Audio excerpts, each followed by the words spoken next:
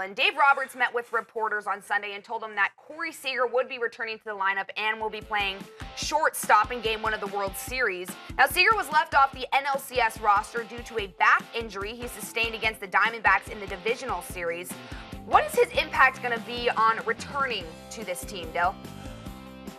An immense impact. I expect, from everything I read, he was really chomping at the bit to try to get back into the NLCS, and they would have had to make a roster move to DL someone else to get him back. And to be honest, they really just didn't need him. They had that locked up, really seemingly from the get-go. This Dodgers team has just cruised to the Fall Classic, losing only one playoff game so far, sweeping the D-backs, winning in 5 in the CS.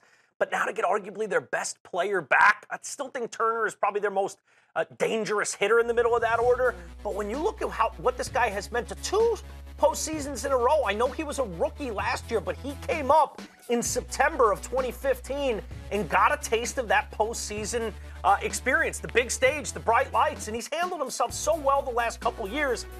I think he would admit, by his own standards, after winning Rookie of the Year last year and being in the MVP discussion, being one of those 3 nominees for NL MVP, I think he probably feels like he had a down year.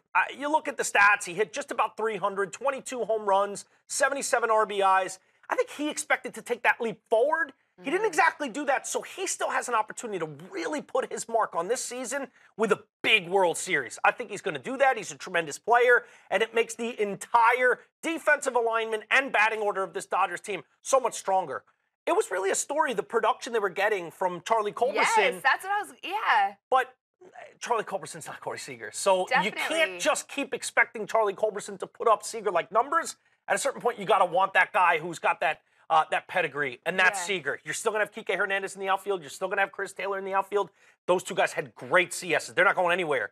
But to have Culberson on the bench now and get maybe your best player at such a young age with something to prove, I think it means a lot for this Dodgers That's team. what's so hard as you mentioned that, because when I first heard this news, I was like, oh, Charlie Culberson, though, did so well. But, I mean, he's not Corey Seager. That's the problem. But it's not like you were saying, oh, my gosh, yes, finally, he's back. It's like they got good production. He was keeping the seat nice and toasty warm for Seager. But you understand, he understood that was an opportunity that was going to be there until Seager got back. Didn't matter how well he played. You got to go with the guy that's one of the best players in the entire big leagues. Yeah, you mentioned that the Dodgers have been absolutely red hot in this postseason.